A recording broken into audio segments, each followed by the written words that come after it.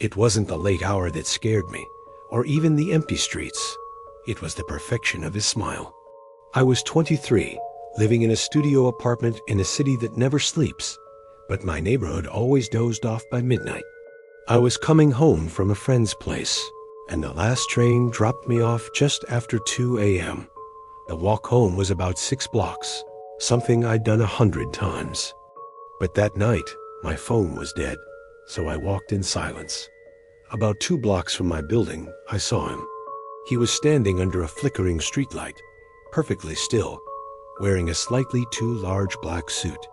His posture was so rigid, it was unnatural. I slowed down, my mind trying to make sense of it.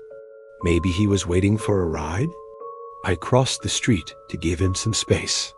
As I got parallel to him, his head rotated toward me. Not his body, just his head, in this smooth mechanical motion. And he smiled. It was a huge, full-toothed smile, but his eyes were just dark hollows in the yellow light. It was like a mask. A cold fear shot down my spine. I picked up my pace, my heart pounding. I told myself not to look back, but the urge was too strong. I glanced over my shoulder. He was gone. Relief washed over me for a second.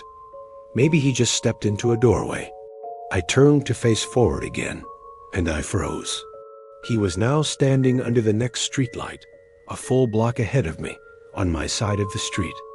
How did he get there? He couldn't have sprinted past me without making a sound. The smile was still there, a pale gash in the darkness. This time, his body was angled toward me. I was trapped. My apartment was past him. My only other choice was to run back towards the empty train station. I decided to cross the street again, to put some distance between us. The moment my foot hit the pavement, his head snapped towards me again. His smile seemed to widen. He took one step off the curb, then another. He was crossing towards me, not running, but with this strange, buoyant walk, almost like a prance. Panic just exploded in my chest. I broke into a full sprint.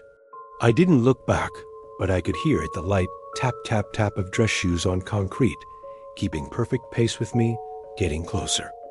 I skidded around the corner onto my block, my building just 50 yards away. Fumbling for my keys, I dared one last look. He was at the corner, just his head peering around it, tilted, that horrible smile beaming from the shadows. He just watched. I finally got the key in the lock, slammed the door shut, and threw the deadbolt. I crouched down and peered through the glass.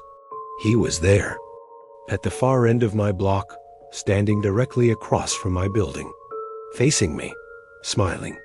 Then he raised one hand and gave a slow, playful wave. I called the police. They came, but the street was empty. They found nothing. I moved out a few weeks later. Sometimes, late at night, I remember that smile. Not a smile of joy, but a smile of pure performance. As if he was just practicing how to be human. I never saw him again. I just hope, for all our sakes, he's finished practicing.